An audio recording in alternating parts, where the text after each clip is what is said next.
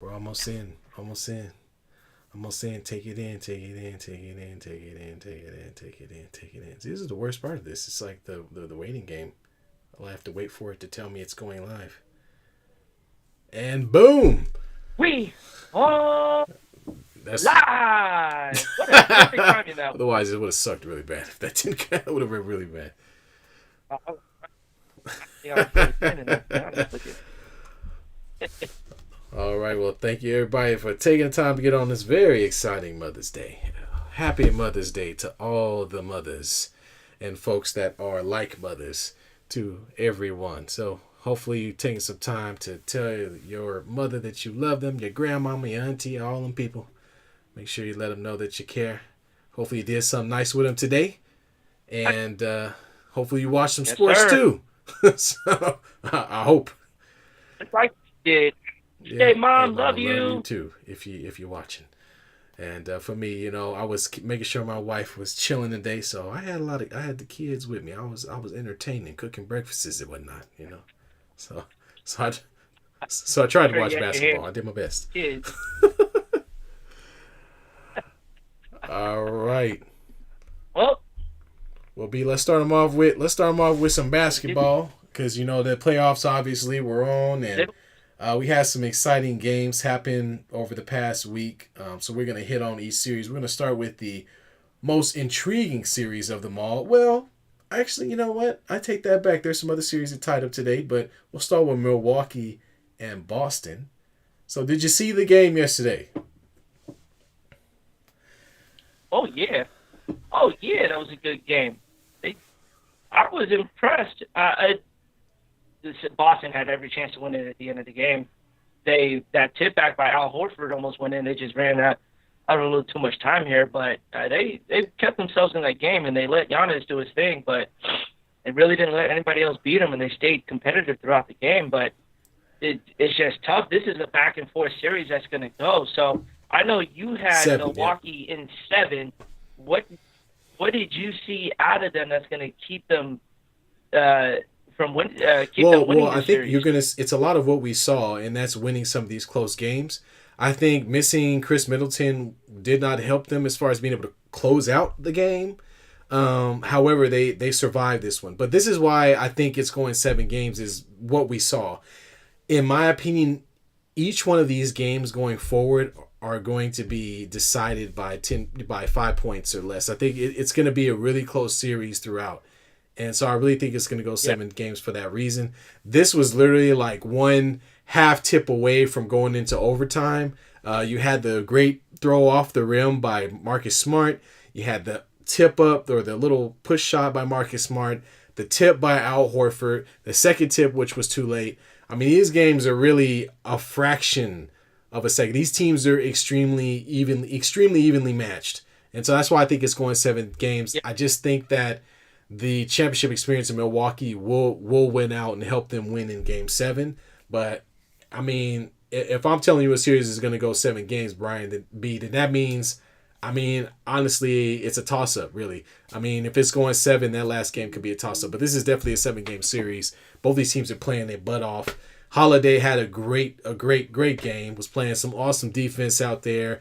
Your boy, I'm gonna start calling him Draymond Green Jr. for the Celtics. The what's his name? I now don't even remember his name. The cat that plays center for them, light skinned dude. It's not Williams. Williams is the other brother. But uh, you know what I'm talking about. That that uh, that dude was off the chain. I mean, he was guarding centers. He was guarding guards. He was rebounding. He was put back. He was hitting a three here and there. I mean, the dude is really a five. He's a Swiss Army knife on the floor for them defensively and helps space the floor on the offensive end. So I gotta find the man's name because I gotta give him proper kudos. But he really was a man on a mission, and really um, encapsulated the just intense effort that the Celtics are putting forward on the defensive end. So kudos to them as a team. They were really close to winning that game, but they just couldn't get over the hump. hey, what's good, NorCal Sports Cards? That's my dude there. Want to give a quick shout out to him. Always getting into the card game. We're going to talk about sports cards in a little bit here, but this is my guy I go to Friday, Saturday, and Sunday, taking my money, pulling some heat. Not to get off track or anything like that, but just want to give some love to a new subscriber here. So thank you, NorCal Sports Cards here.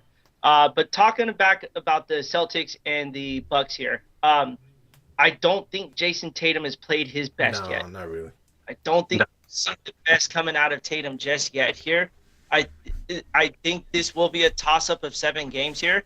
I still like the Celtics to come out of this one here. They're showing a lot of heart, and with Marcus Smart being back, I think that obviously you got to give him credit with the Defensive Player of the Year that they're going to have this opportunity to stay in every single game, and which they are.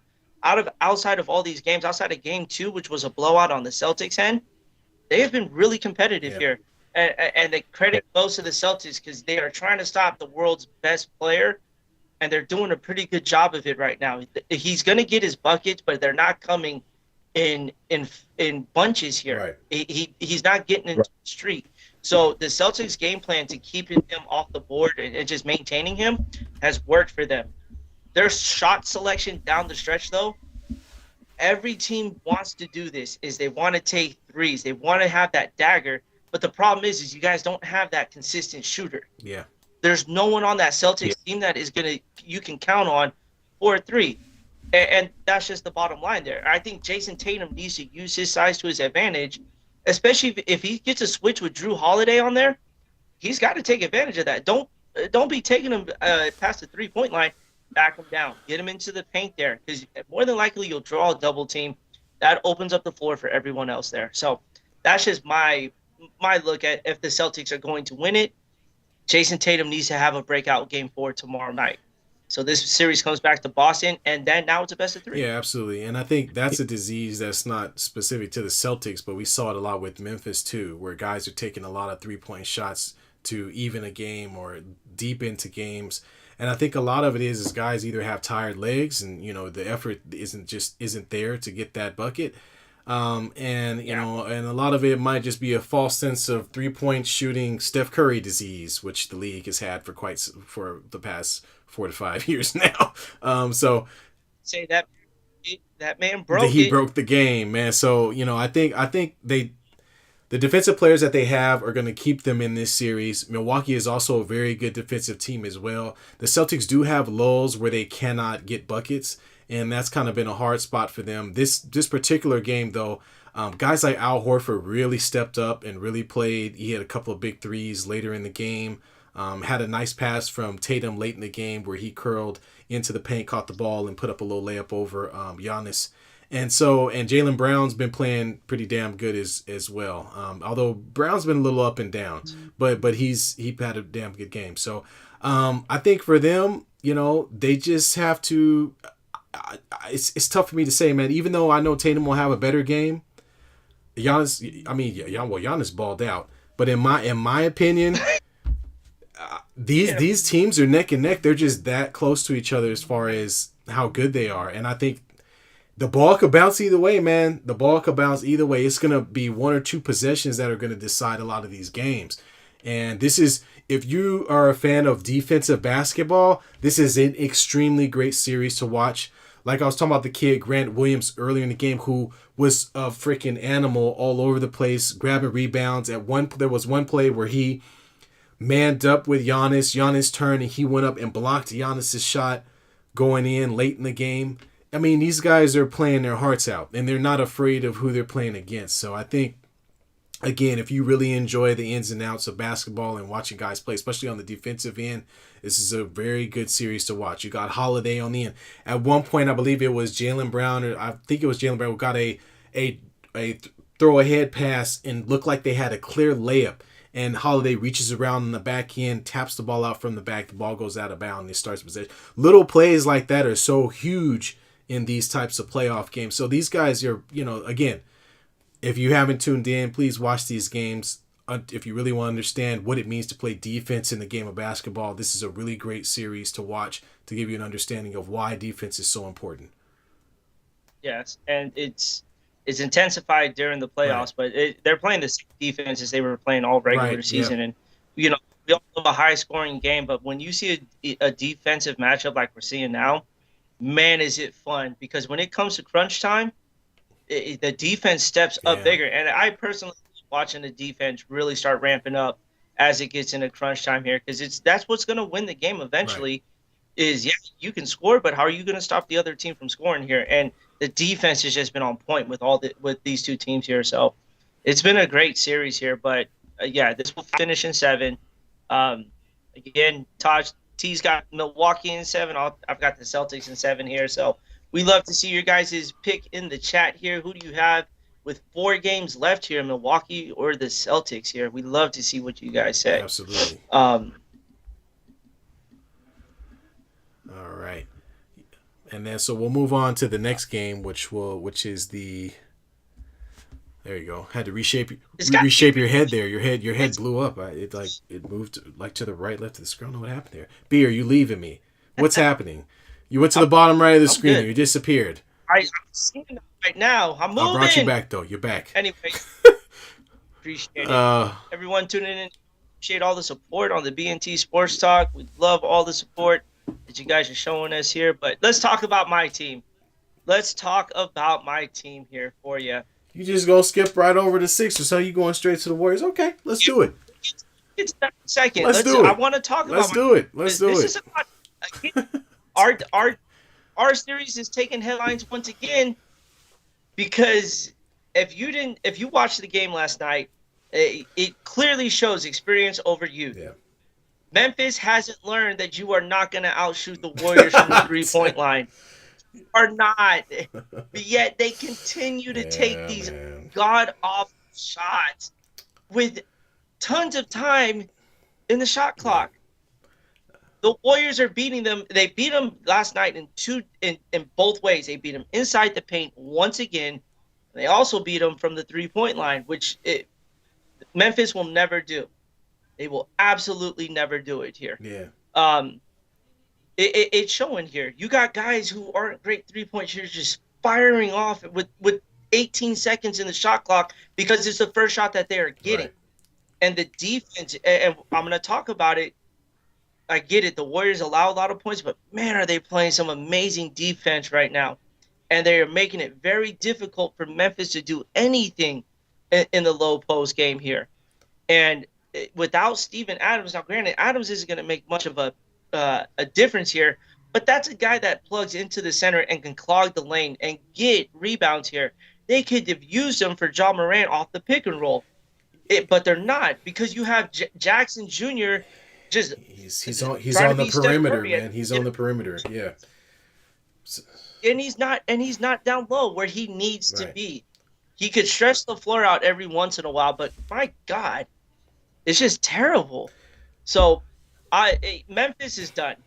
They're not winning tomorrow night. And now, I don't know if all of you heard, but Ja Morant's out.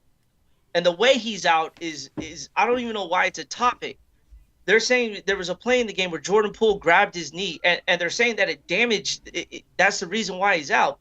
Let me ask you this, Taj Mahal. Is there anyone that you could possibly think of that could sit there and grab your knee and tear your ACL or MCL? Well, I don't know if some. Yeah, I don't know if someone can necessarily grab your knee and tear your ACL. I mean, that seems a little far fetched. In my opinion, this is more of that bravado that we got, or not bravado, but a lot of the physical play we've had in the last 2 games. And I think a lot of that, I think maybe Ja is trying to use that as sort of momentum or trying to blame somebody for it. I really don't understand it. I think at this point, the league, nothing was really called. The league isn't going to suspend anybody. I think this is just a Hail Mary shot. It doesn't really matter. But I want to speak about what you talked about with the Memphis Grizzlies and the fact that they're taking so many 3-point shots, and then a little bit more information about why. Like the Warriors did a good job of switching it up after that first quarter. The Memphis Grizzlies came out extremely hot. They were knocking down everything, right? They were knocking down the threes. They were doing this. They were doing that, and hitting half-court shots and all this silliness. Ja hit a couple of those, and they started playing the zone. And they kind of switched it up on Memphis by playing a zone at certain points of the game. And without a guy who could catch the ball in the center and make a play with the ball, like you were just talking about, Jaren Jackson's out on the 3-point line. You don't have Steven Adams in the interior who can at least catch the ball at 5 feet and lay it over the top of his head. It really stifled what Memphis was trying to do, and it forced them to sort of throw the ball around the perimeter until the shot clock ran down, and eventually they had to take some ho-hum, ridiculous 3-point shot. And as we mentioned, they don't have the capability to maintain that throughout an entire game, whereas the Warriors have 3 different guys who can score from the perimeter with ease. So not just Curry and Clay, but then also Jordan Poole as well. And I thought it was kind of suspicious, in my opinion, that Kuminga started the game as opposed to maybe putting Jordan Bell in that lineup, since they were playing small anyway. And Jordan on that roster. Sorry, Jordan Bell, Jordan Poole, man. Wrong Jordan. Yeah, absolutely wrong Jordan. He was that Bell was garbage. Yes, I remember him.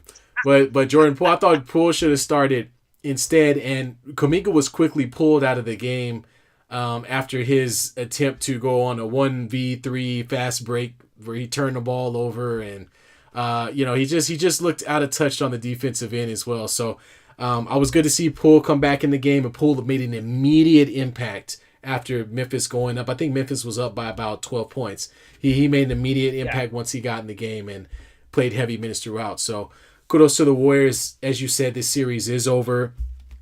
We got some comments in the section here from looks like Anthony about, he's watching the UFC fight, and everybody was chanting, and they were chanting Warriors in Arizona and pissing everyone off. Well, they're gonna get real pissed when they see them in the. I was about to say that. Yeah, it would have been better if they were playing each other. Anthony, real quick, I'm glad you brought up the fights there. Bro, we're going to talk about this front kick to the face that this dude took that literally put his ass to sleep. He kissed Tony Ferguson just took a front kick to the dome, and he was just knocked out cold. His face got all smushy, and he was just laying there like a sack of potatoes for a good 10 minutes while Chandler was doing backflips 3 straight times. 1, 2, and 3, and never checked on him once. Damn, here. Man.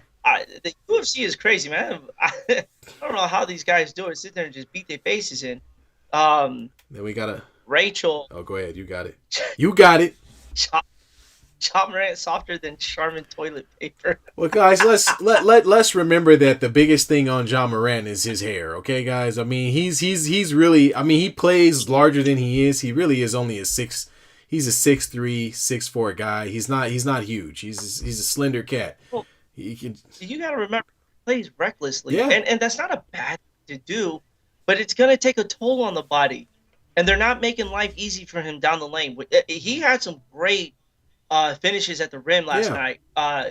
Did you see him hang in the air for like a good 2 seconds? Well, he does. He does it every game. I mean, the problem with Ja is the same thing that was a problem with Russell Westbrook. Is the same thing that was the problem with Derrick Rose before he got hurt.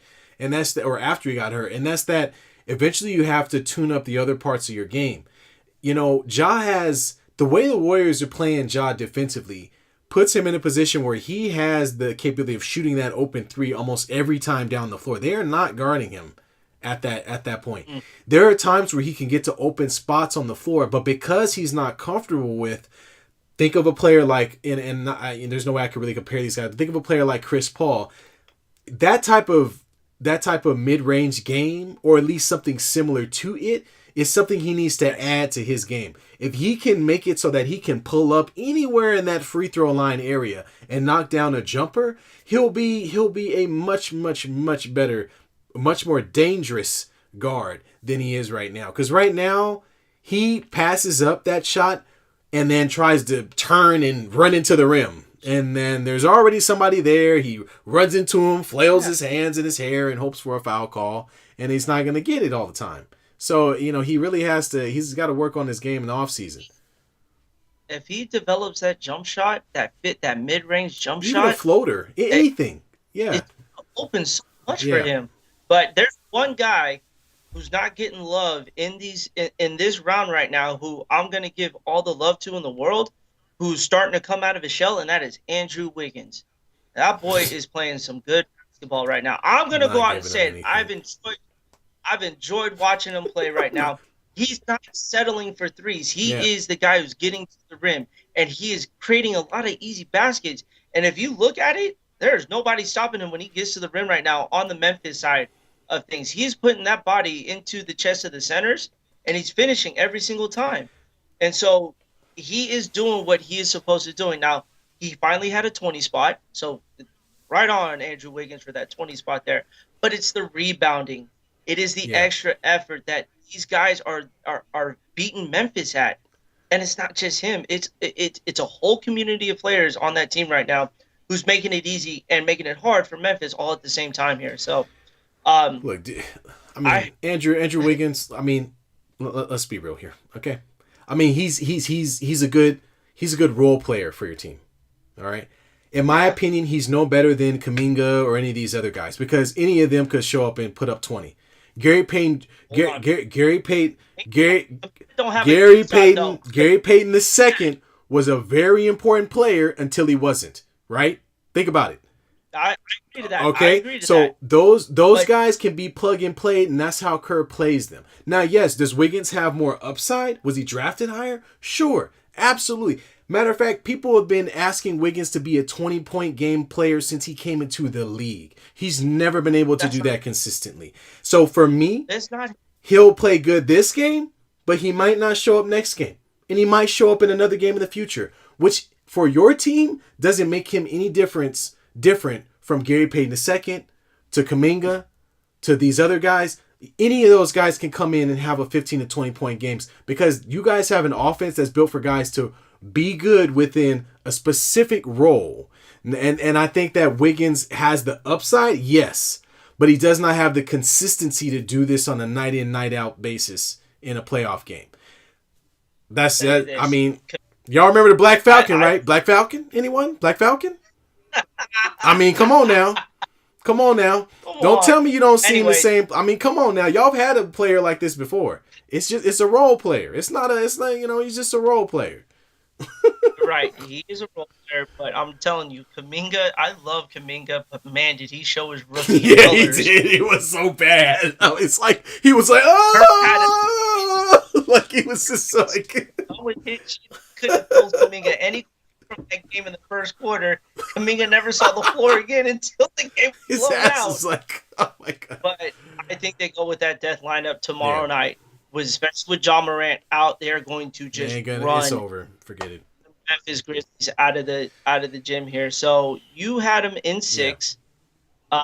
Obviously, this now changes with Morant out, and who knows how long he's going to be out. And if he's out, I mean, they're saying that he's out for Game 4, but what coach tells the truth when it's the playoffs? Yeah. Realistic, but this isn't coming back. Tomorrow's the last game at Chase. The Warriors are finding themselves offensively right now. There's no way that this is going back to Golden State after tomorrow night. Yeah. No way. Yeah, I think it's over. If Ja Morant doesn't play, it's over. I mean, those guys play hard. A lot of the B team that they have will really play with a lot of intensity, and their B team has really helped them get back into games too. But ultimately, I don't think that, Baines and Dylan Brooks and Jaren Jackson Jr. and those guys just don't have enough. So, yeah, I'm with you, B. I mean, I had them in 6. I thought they would win the game at home after losing the 2 games in San Francisco. But if Ja's not going to play, then this series is your prediction is going to be right. It's going to be over in 5. Hey, real quick, 2 Memphis players. One, Bain looks like that high school football player that they allow on the varsity team after the season's over. Buff, man. Just by the way he's built. And then Kyle, who's the guy got ejected last night? I'm not sure, man. Kyle something, I forget. Anyone, take a look at that dude's receiving hairline. It is terrible. That forehead of his is ginormous. That was on full display last night. Him and Rihanna are leading the pack of the 2 big in all of this world here. Bigger forehead than Crowder? Jay Crowder? You got the Dre Crowder forehead? Jay Crowder's forehead is big, but the problem is Jay Crowder. Well, Jay Crowder's thing is he's got a lot more hair on his head, so it kind of. Okay, I got you. Kyle, dude, he's got very Oh, little you hair on talking his about head. Kyle Anderson? Oh, that's Kyle my favorite player. Anderson, Slow motion. I remember him from San Antonio. That's slow motion, baby. slow, big Have you forehead, whatever you want to have call you it, ever man. seen Oh, a player move that slow? I mean, his 2 steps take like 10 seconds, bro. Watch him play. bro, his ejection last night took forever That's too. like a sloth. I He's like if he a sloth had a Memphis jersey on. That's your boy. I'm telling you, like watch him play. He'll grab the ball and he'll do this. He'll take one big step and then he'll take another big mhm. step and then he'll even stop again. And it's like, didn't he travel? No, he didn't.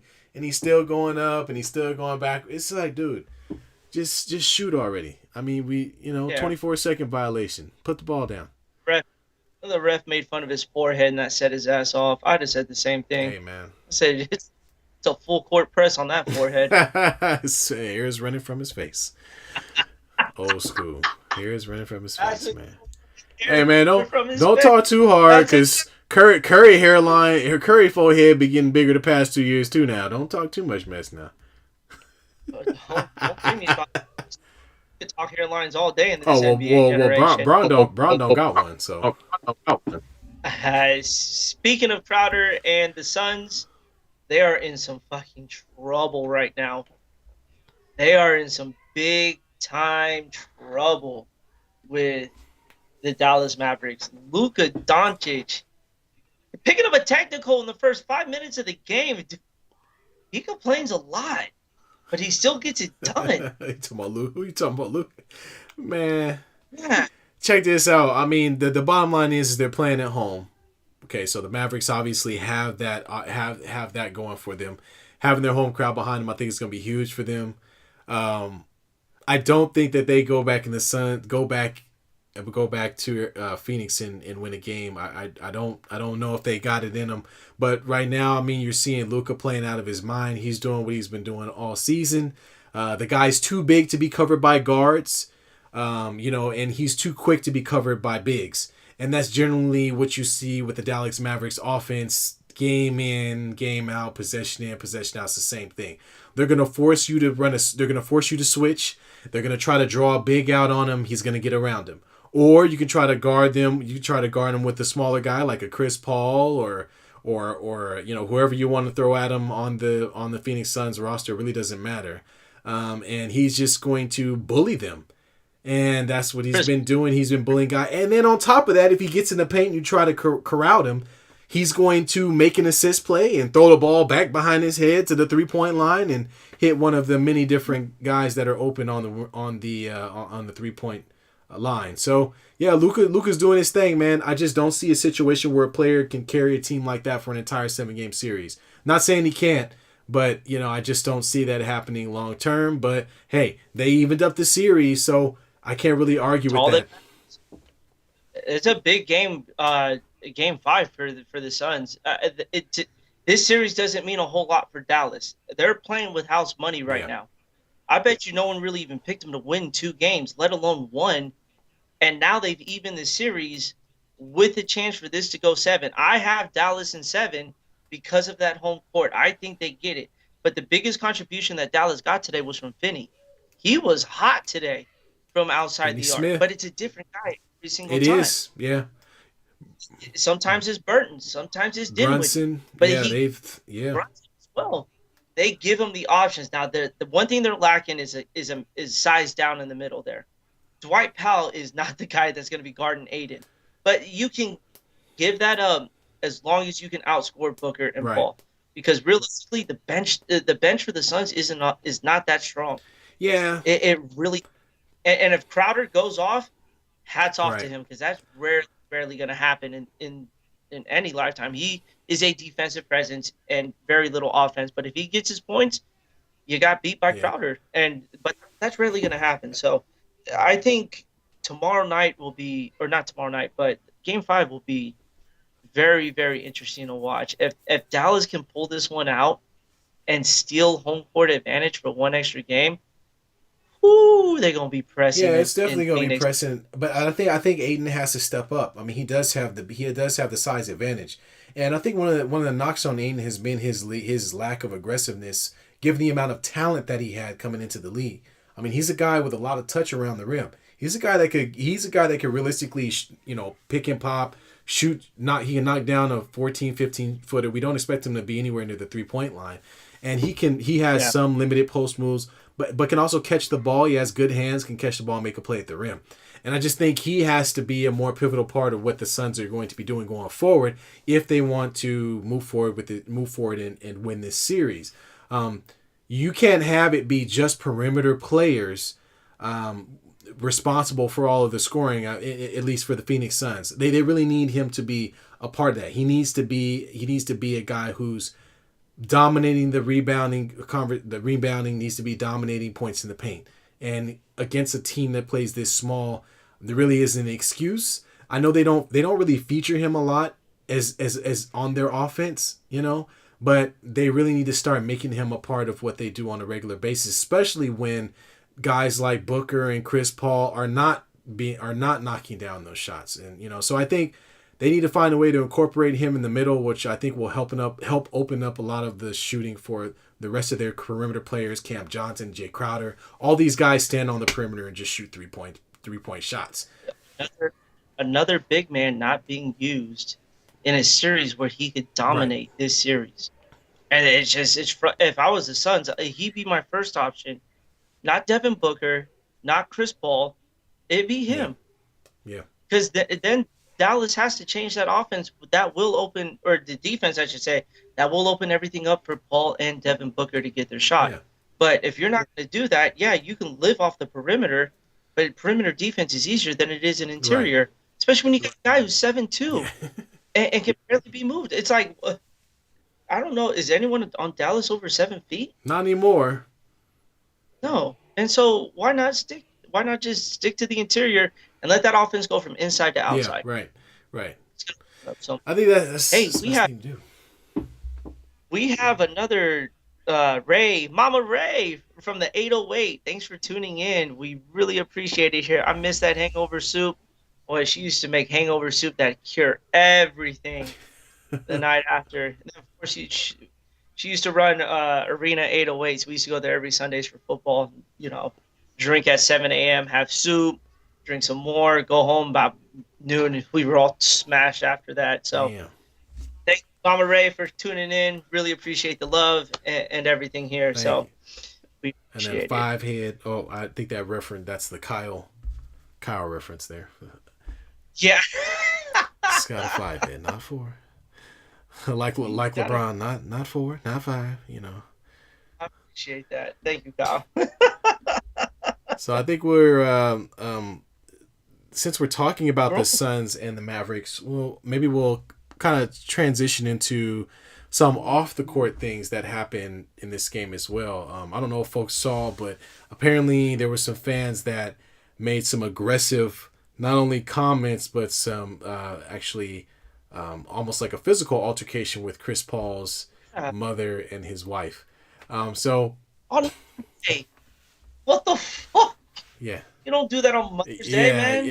And of all times, yes, on Mother's Day. So I think we've had some discussions about this before, about fans feeling entitled or running on the field. I remember you mentioned a baseball game a couple of weeks ago where folks are throwing stuff at the outfielder, and so I think this is another one of those situations, man, and where fans take it a little too far, and obviously you want to root for your team, and that's what you're there to do. But I mean, this is this man's actual family, and they're in the stands, being mistreated by the folks from the Dallas Maverick fans, and I think that's crazy, and I mean, his mother and wife should be able to at least come and watch the game. You can cheer, you can jeer, but there's no reason to take that type of approach to anybody in the stands, especially somebody's mama. And we're talking about two women here. We're talking about his mom and his wife.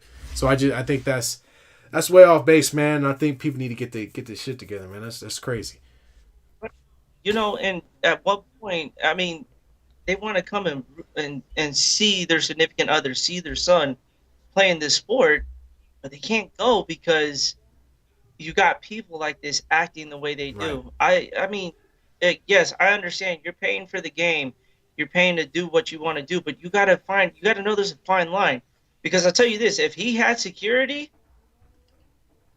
we'll get And we're into gonna that in a talk little about bit. But that. Yes.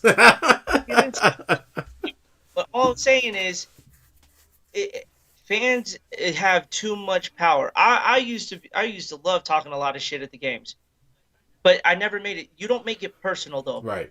If you're looking for that much attention, you probably shouldn't be there. Right. There's nothing wrong with saying, "Hey, you suck." We've all said it. We've all been there.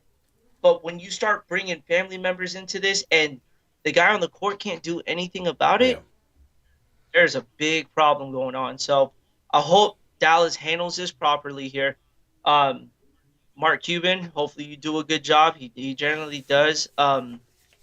But yeah, the fans just cool it, man. Just yeah, yell and scream all you Yeah. want, but don't direct that towards other people's parents, man. Yeah, that's That's just dirty, wrong. man. That's dirty, man. I mean, that's where guys start going into stands, and that's what the league doesn't want. You know what I mean? They don't want another Ron Artest malice at the palace type situation where guys are going in the stands to go pop somebody who says something wrong to their loved one, or push their wife or some crazy mama or some mess like that. That'll set anybody off. Right? It don't matter who you are. You know what I mean? Like Yeah. that. Even the normal person in a situation like that, somebody push my mama, man, I gotta go flying up there like a crazy person to try to choke this person out.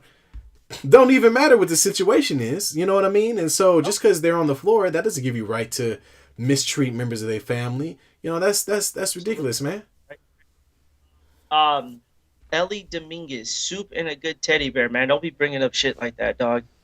That's we don't talk about. We got another one And never. from Victoria. It says it's just personal. You're projecting and probably should consider therapy. Nobody deserves to be harassed like that. Yeah, there's a lot of people that need Yeah, therapy. yeah. There's a lot of them. If it's that important to you and you got to go that route, you should really rethink about what you're doing at the game there. Um, but let's talk about the last series that we got. I know I know you we just skipped skipped over. them, just stepped right Talk over about them. my I mean, geez. but man, this is why Joel Embiid should be the MVP of the league. Look how Philly looked in the Yeah, first two yeah. games. Now they look with him back. And Harden finally decided to He show did. up in a playoff series, and they both combined for 55 points to even this series up. And now we've got another potential 7-game Yeah. series on our hands. And Philly has done a great job. I mean, they look bad in Miami. I think me and you can both agree. Yeah. They did not look like a team that was going to make it out of 4 games here. But Joel Embiid, that's how important Joel Embiid is. That is the definition of a most valuable player there. Yeah. Because what he brought to the court in games 3 and 4 energized that team that much to get out of the cellar, get their shit together, and now they're 2-2. So you have Miami in 6. What do you see from Miami having Joel Embiid back on the court now? How does this change the way Miami goes about their offense, and not only offense but defense, with Embiid on the court now and Harden and Embiid starting to gel? Well, I think what it comes down to is this was a very much needed home. You know, it was a very much needed home game.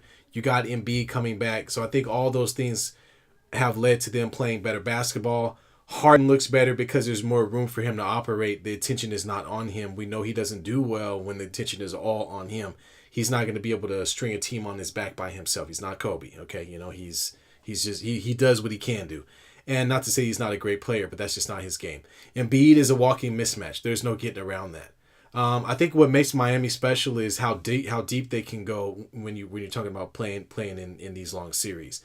They can go to a Tyler Hero. They can go to other guys, Duncan Robinson and guys that really help with the scoring on their end. I think these games really show that, as you said, that Embiid again is a walking mismatch.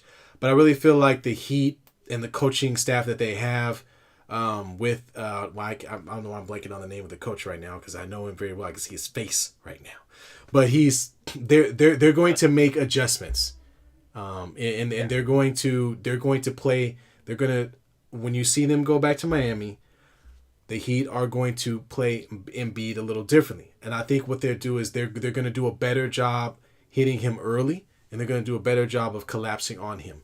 the idea with Embiid defensively is to keep him off his spots. Now he can turn around and hit a jumper. Don't get me wrong. Guy could catch the ball right at the 3-point line and make a play. He's that good.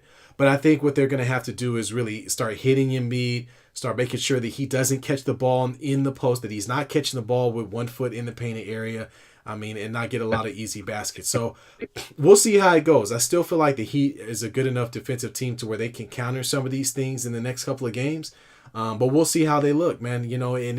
And I could be completely wrong. If they come back with the Heat and Embiid dominates again and there's just no answer, then hell, there's no answer. But I think the Heat will kind of turn the heat up a little bit.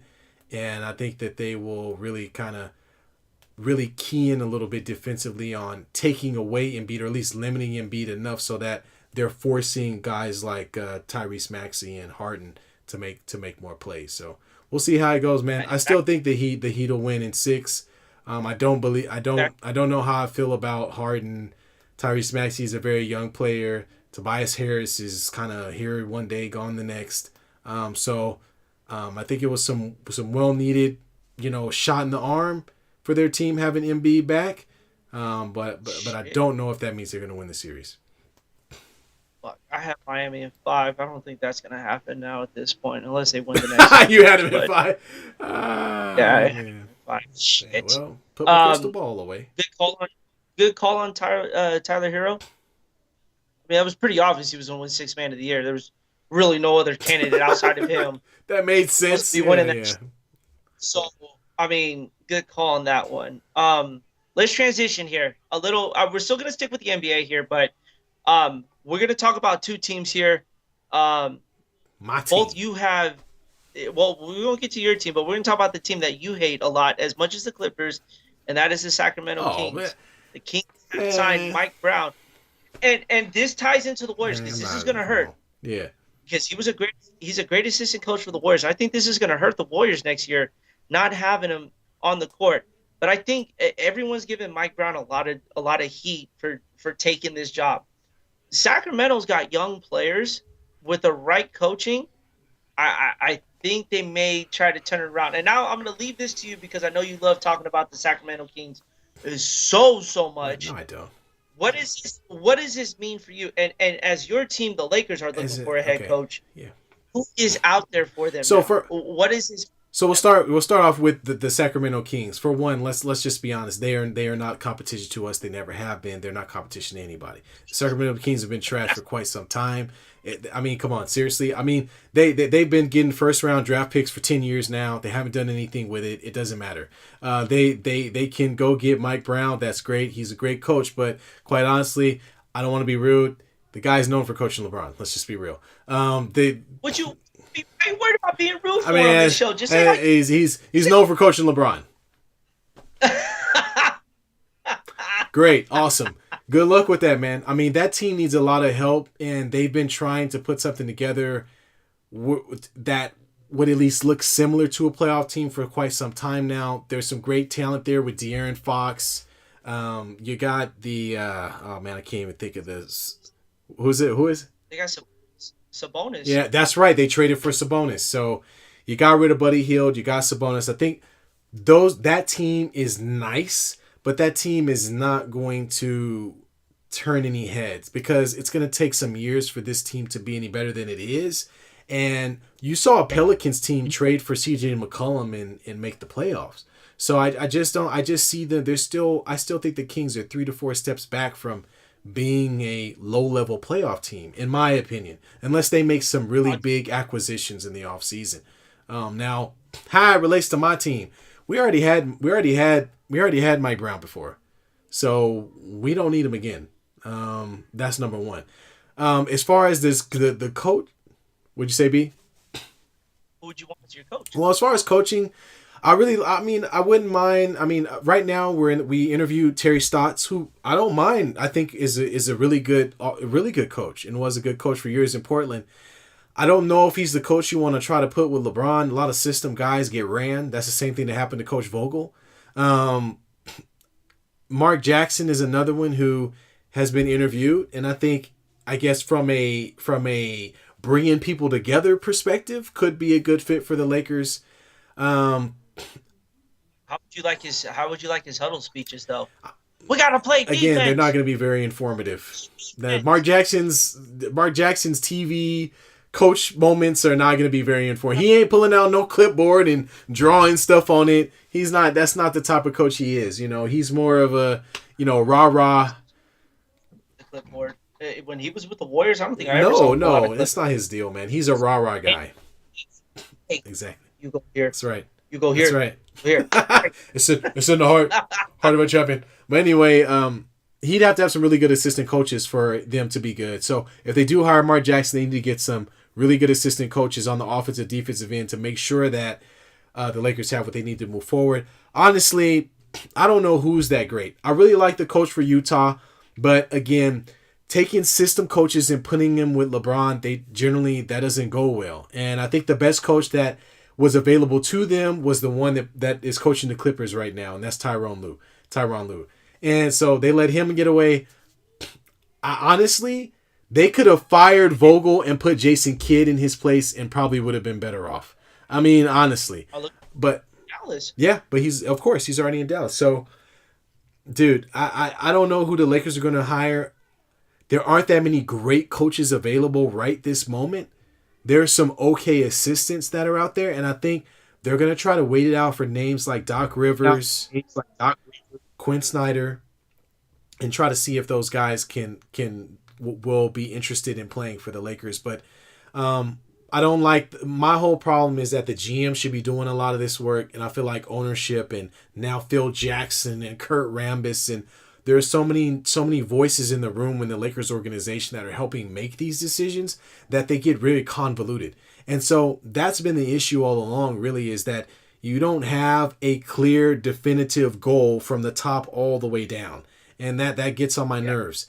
They need to figure out what they want in a coach, attack that, find that coach, and put them in place. Make sure that your players are on board with it and get it done. But I don't want Phil Jackson making all the decisions, because Phil Jackson's an old school coach, man, and these are new school players. Hey, Shaq was on air and said, give him $25 million and let him coach the team. Can you imagine nobody be able to hear? We can't understand what you're saying, Shaq. What are you saying? Hey, everybody! I'll show you how the cuddle go. Come on, everybody, come in.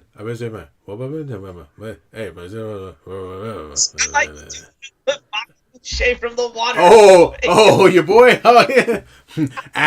Near my bang, I'm my bang. Near my bang, bang. All right there. But Shaq mumbles so often. He's so huge. One, we don't got to see it on the sideline big enough for him. That's one. Number two, nobody understands what he's saying. Shaq, man, what we gonna do on this play? What? So with that trans, give the ball to the big man. Hey, you guys don't have a big man. Who you gonna give it to? We don't have barbecue chicken. What does that mean, Shaq? What are we gonna do with that? I don't like. I don't. No. We got a couple more shout outs in the comments here. Ellie Dominguez, Sixers in 7. That's actually a really good. And Luke, a really good toss. And I agree with this comment. It's Luke Walton all over again. I don't even know if we're talking about Sacramento or the Lakers, but either way, it works. I mean,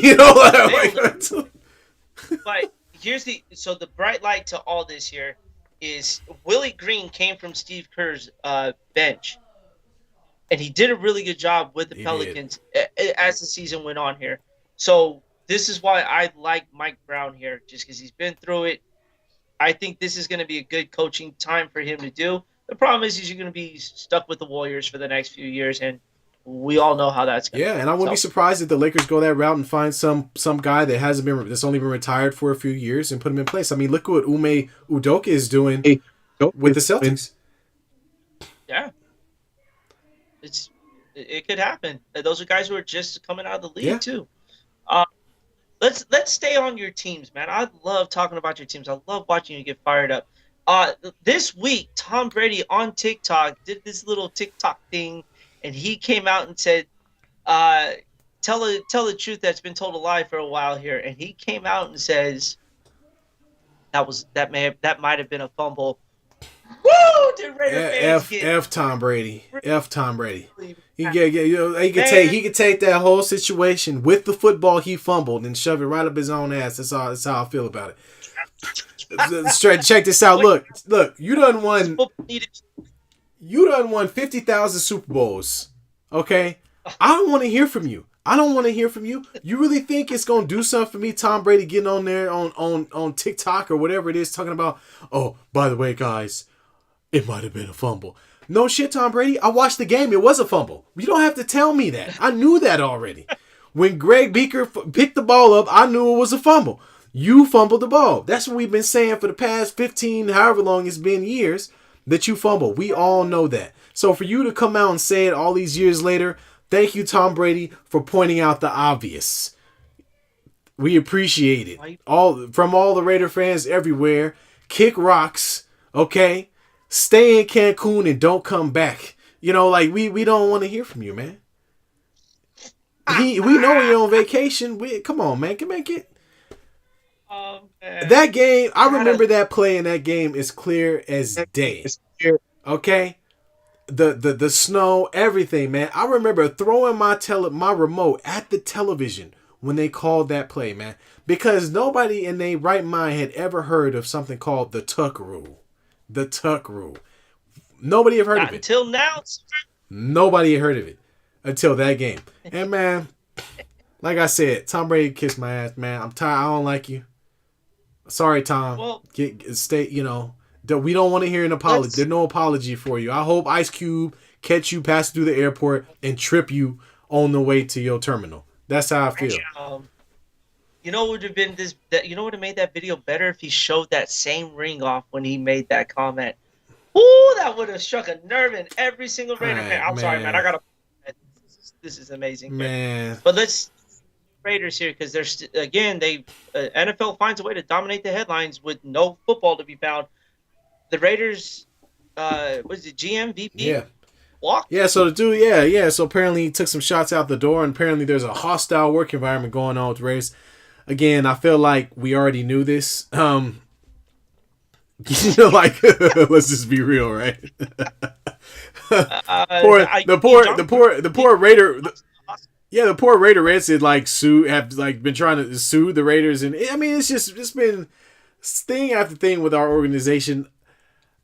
You know, Mark Davis's haircut. I mean, everything. Even that alone is a hostile work environment. I mean, if that guy with that haircut came walking in behind me to ask me how my day was at work, I would be like, you know what? I feel threatened right now. I feel threatened. How you got Dennis the Menace haircut? How? I mean, you know, it's just. Like he looked like a Chucky doll that just aged over fucking years, man. He was sitting ringside at the Canelo fight. Oh, he was? Man, that was ugly as hell, man. I mean, you couldn't miss him. He was wearing the white Raider jumpsuit and that terrible haircut of his. And his face looked like, you know, it's just, you know, he got a little blotches and black shit. You know, it's just he's scary looking, man. He's very scary looking. You know, he looked like Halloween every day.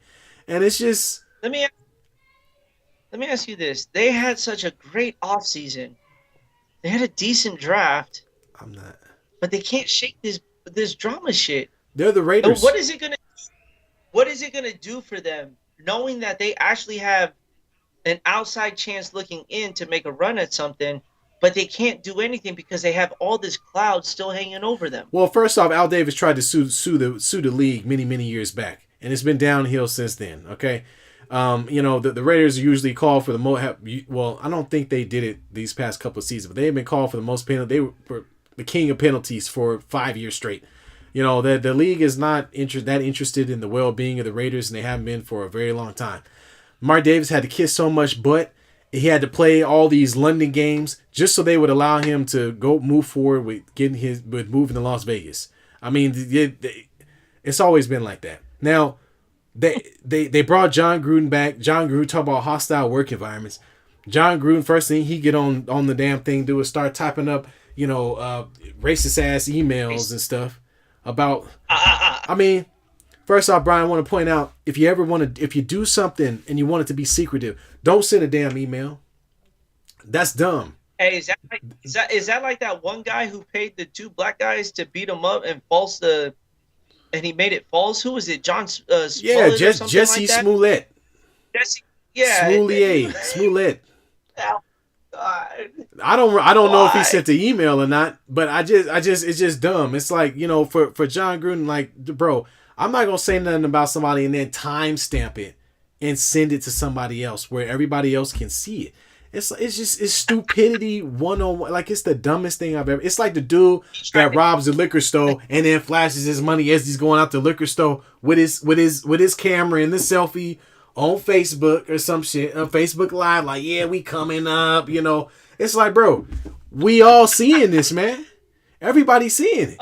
So yeah, let that be a lesson to everybody. When you at work, you don't like somebody, don't send an email to your partner talking about them. Just go talk to them by the water cooler like everybody else. Don't be a dumbass. Anyway, it's just, I could go on and on about the stupidity that goes on with some of the ownership and of the organization of the Raiders, unfortunately, and some of the general managers and stuff we've had over the years. But they need to get it together, because at some point they need to make a run. They've got, like you said, they got a good offseason. They've got quality players. Let's not take the focus away from the Raiders doing something and being a playoff team this year and start talking about some stupidity or Mark Davis face and all that type of stuff. I don't want to have that conversation no more. I want to talk about what's happening on the field. So hopefully that's what happens this season. John Gruden tried to delete the email that was already deleted. He tried to delete it twice, Right. thinking that it was going to disappear. Right. Victoria, if you want to be secretive, don't make a TikTok. I love making my TikToks. But then again, if it has to involve the Raiders and he finally admits to a fumble, it makes it so much It's not better. a secret. That's the honest to God truth. It's not a secret. It's Tom Brady taking a stab at my ribs. That's what it is. Well, yeah. You tell him and his deflated footballs to get the hell out of here, bastard. Hey, on a side note, I know we don't talk a lot about fighting here, but I wanted to. I was watching the UFC last night, and the fights they had two good fights, and they had a fucking stinker of a fight here. I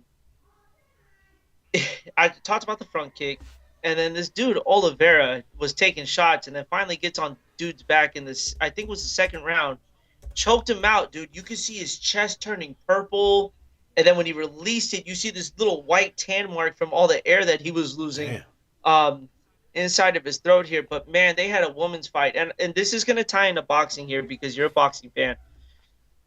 In this women's division here, Thug Rose, they call her.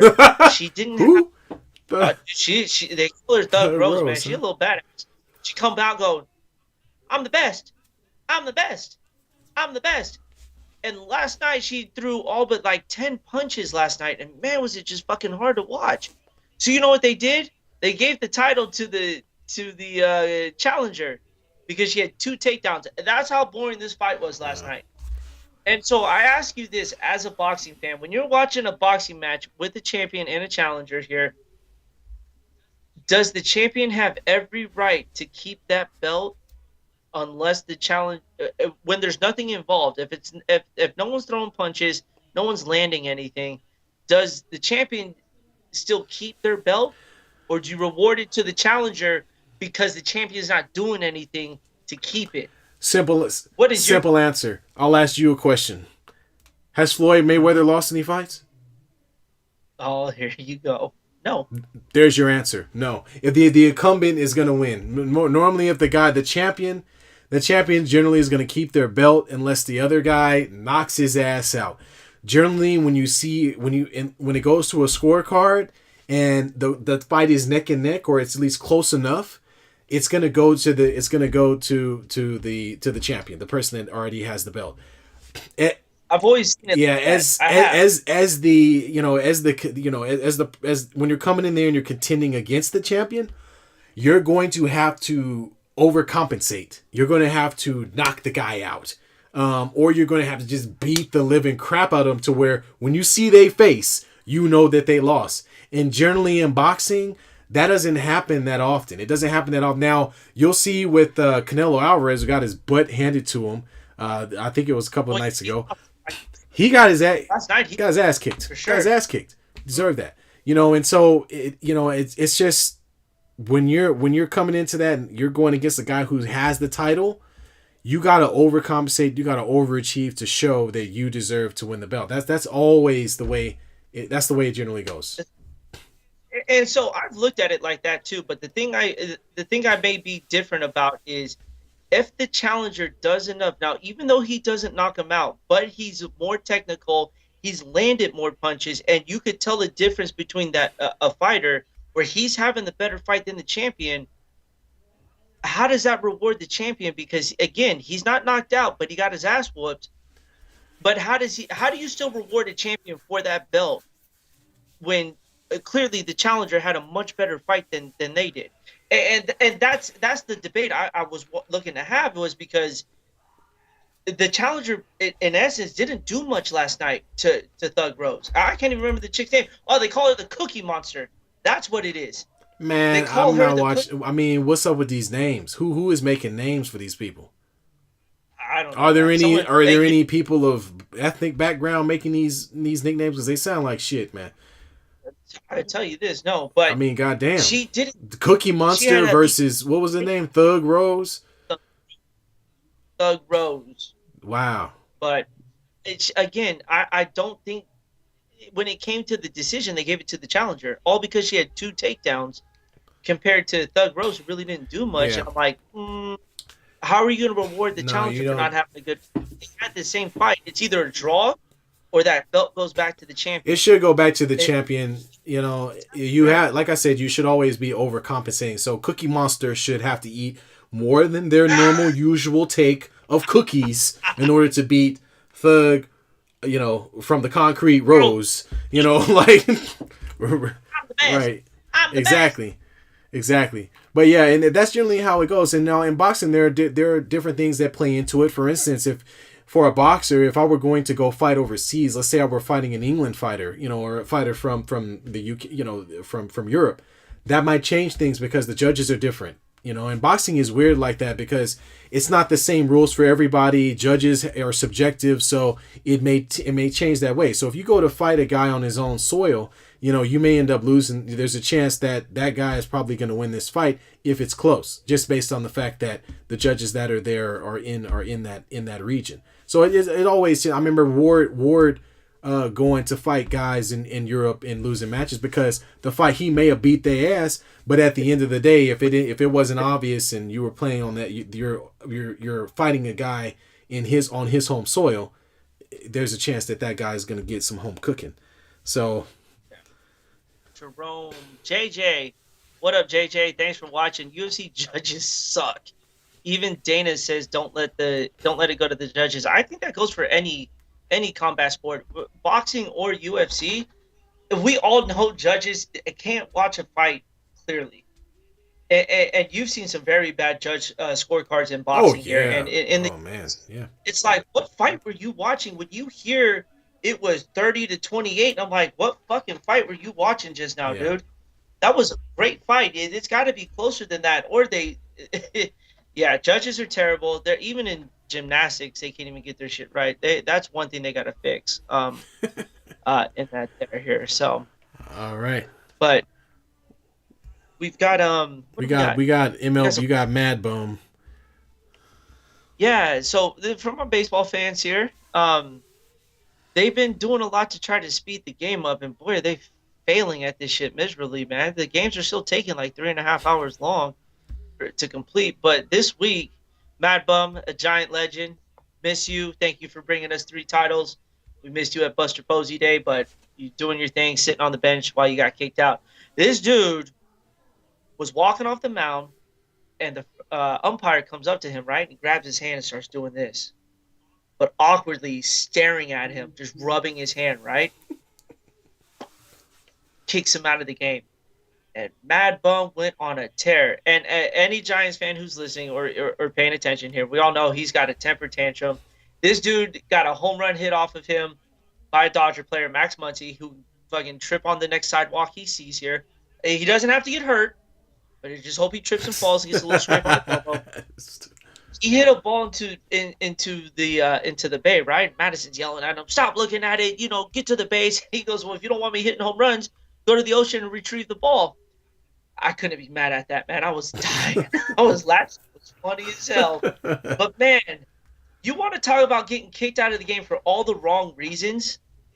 The guy was massaging dude's hand and kicked him out. Now they're banning pitchers from putting foreign substances. They're tightening that down. At that point, it just looks like he was giving him a hand massage. Like he just like this in the eyes. Down. He was like, he's sitting there like this, just stroking his hand. It's like I was so uncomfortable watching it. Just as far as a fan goes, man, that shit was creepy as fucking gets here. No new definition to the term hand job. Oh my god, that was a new definition, man. I'm surprised he didn't have a cigarette after the way his hand got massaged. You know what I'm saying? And so, you know, just on a side note, I know I got some Dodger fans watching. Your team fucking sucks. I hate the Dodgers. On that note, we're gonna leave that alone there. Hey Taj, have you? I gave you a sports card, right? I got it. A little sports card, right? It's right here. We got You remember collecting cards as a kid, man? Yeah, I collected a little bit in comic books, man. That was my thing. Do you remember one sports card that you just like? It always keeps your attention. Like you remember from just opening up the pack, remembering it, and anything like that. Dude, you still remember that? I think I had a lot of actually growing up as a kid. Even though I got away from it a lot, I had a lot of baseball cards. So I had a ton of like cards, and I had like the little folder, and you put all the people in. I mean, my favorite baseball player was Ken Griffey Jr. So I mean, that's who I remember. That's who I remember the most, man. And for a ridiculous amount of money here, but I wanted to put this up here because the collecting card for most people really didn't go away, but you really didn't hear much about it up until now. And my guy, shout out to my guy, NorCal Cards here. I talked about him a little bit earlier here. I just want to give him a shout out, man. He's been making me some money that I never thought I'd be able to make before. I just want to tell the story real quick. So he does these TikTok feeds, live feeds, Friday, Saturday, and Sunday, right? And so basically what you do is he's got a website. You go there, you pick what you want, you pay for it. He opens it up right there, shows you the cards, and, you know, just like if you were opening them, but you got somebody else. He mails them out, dude. The guy is so on point with a lot of his things here. But just this past week, there was a hobby box. This thing is like an $850 box, right? With all these cards, right? And it's guaranteed 2 autographs or memorabilia and whatnot, right? So I bought a pack, $85 a pack, right? I know it sounds ridiculous, but let me just continue this here. All right. And you pick 5 on the left and 5 on the right here. So I went with the 4th one on the left inside the box, right? Starts opening up. It's a valued card. So what these are is you scratch off a code and it tells you what you're going to have mailed to you. This card was now worth, and this is worth of what is being sold right now. This card was sold for $850 right now. And I put this card up for $85 here. So the card collection game has just taken off just tremendously here. It's just it's unreal, man. So speaking of cards, there's a LeBron James logo man card. It's got 3 of his logos from his jerseys with the Cavs and the Lakers, and that card is a $500,000 card. What? Right now. Someone pulled that card, man. And here I am, like I just turned $85 into $850. I'm king of the world, and then someone pulls. You know, that box was like almost $20,000 though. That's crazy. You know, man. This is an expensive hobby now, and that goes for the Pokemon cards. You know, and dude, Target shelves are being cards. Them things are still going. Oh, those things are worth money pull out now. the old Charizard card, the Bulbasaur. How much is it worth? How much some $1 million right now? But dude, Target and Walmart sells a lot of the retail cards. Dude, people are going in there and ripping the packs open automatically, and just leaving the cards around. Like, it's so disrespectful to a lot of the people who can't go out and get cards. It's just, it sucks. But shout out to NorCal Cards here, dude. You're the best, man. You've been pulling some fire for me. Anyone who has a TikTok, go check out NorCal Cards. If you just want to just watch it, it's amazing here. He does breaks. You do these divisional breaks where if you were an NBA, you say you got the Lakers, right? So every Laker card that's pulled goes directly to you. Oh, And okay. so far so far, and so it's fun, man. For a hobby collector who's getting back into it, I thoroughly enjoy it, man. But for all those who checking it out, go check out NorCal Cards on TikTok here. I just wanted to give him a major shout out on our sports talk Shout show. out And he was NorCal in, for sure. appreciate that. But All right. I know you wanted to Yeah, I'm talk gonna about leave. this Yeah, one. yeah. Talk, So let's talk. let's Let's end this talk show about. on- Let's talk about one of my favorite people who I enjoy listening to all the time, and some Yeah. interesting event happened at one of his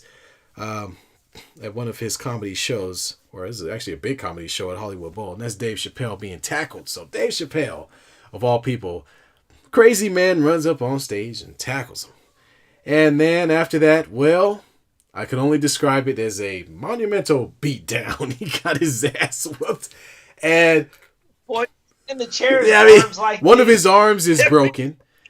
It's his arms. He broke his arm. And then his whole face is swollen.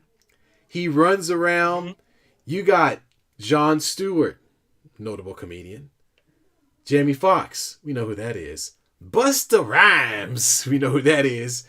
Running backstage to go stomp on this dude along with security. And they stomped him and stomped him and stomped him. And after stomping him, If you ever wondered what definitive or stomp out that is, was a stomp out. it's what they did to him. They stomped the shit out of him. So they stomped dude out, right? And then, of course, later on, if folks saw the video from TMZ, Chris Rock gets on stage and they have a little fun. And Chris Rock grabs the mic and says, was that Will Smith? It's like, so it's just... So, and one of the reasons I bring this up is because we were talking about earlier about fans going too far. And, this is a prime example of what has to happen every once in a while to make sure that people don't lose their cool, right? I mean, this dude got his ass beat. And I'm talking about, it's one thing to get beat up, but you got like 4-5 famous people stomping on you. It's like a celebrity beat down. It's like a celebrity. Last person that I would expect in that crowd whooping dude's ass. Busta Rhymes, Jamie Foxx for sure, but Jon Stewart, for those who don't know him, just Google him real quick. That's the last guy you think be stomping you out and getting jumped.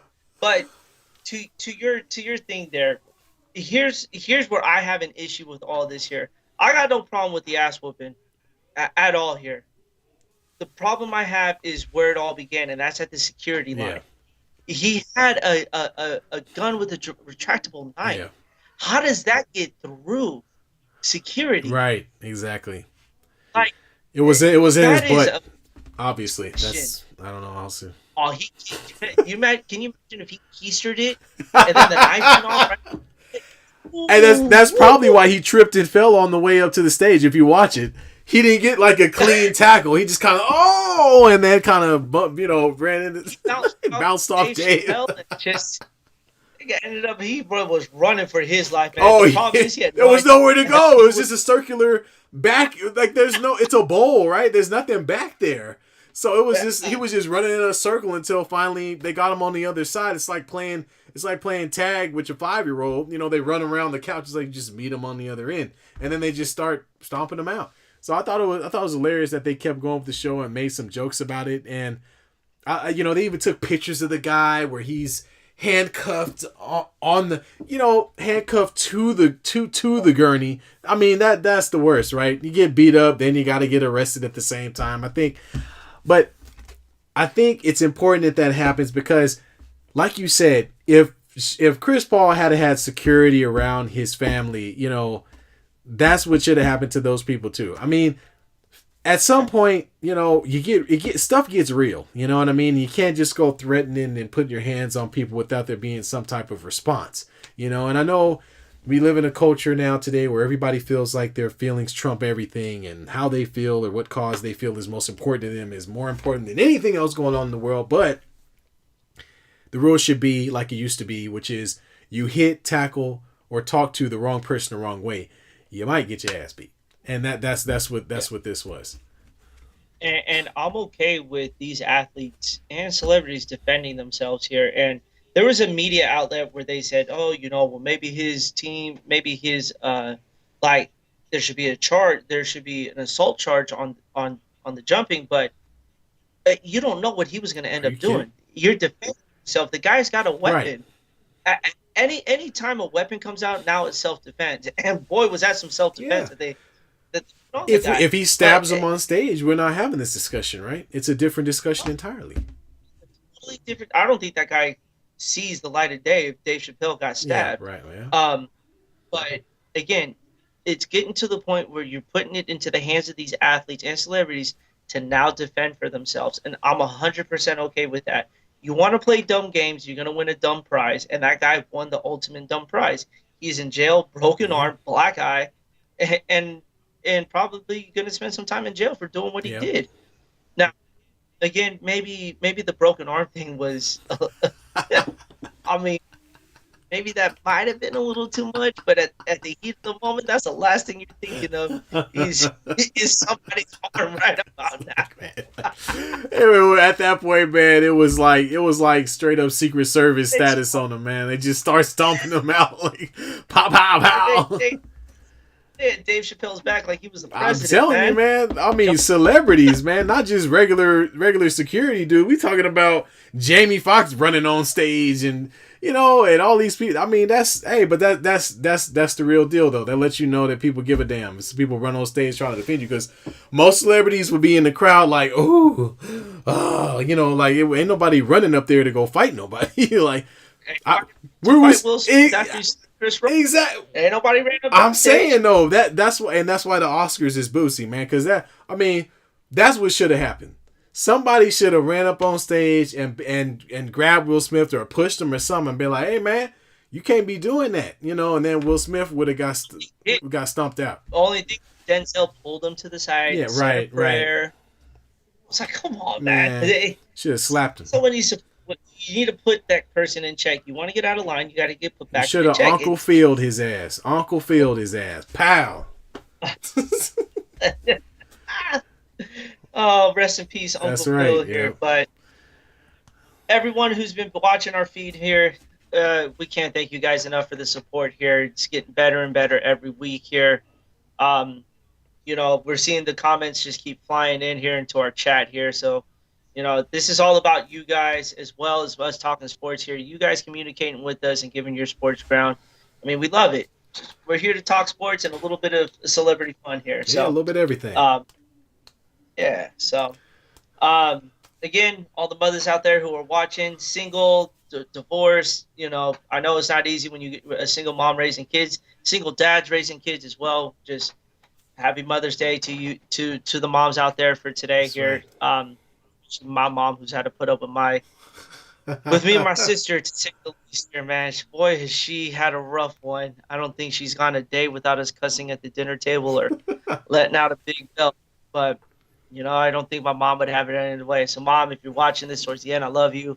Thank you for all your love and support throughout the years. And to Taj Mom, to your mom as well, man. Yeah. Yep. Happy Mother's Day, Birdie. Happy Mother's Day to my mother, who, I got a chance to spend some time with, hang out with her grandsons and myself. My mom has always been a huge, huge part of my life. She was a single mother, as you mentioned earlier, and, helped raise 2 boys, which is not easy. But we made it, straight out of Oakland, California. And, she's always been the strongest person in the world. I don't know any person, woman, man, anybody stronger than she is. So shout out to you, Mama, if you're watching. Love you. Yep. Hey, so this weekend we're going to be getting ready for the conference finals. Be good. Be good indeed here. Hopefully the sports world or a celebrity gives us something to talk about again. But my brother, like always, fun. Enjoyed it. Until next time. See you later, America. Thank you, guys. All right. Peace, everybody.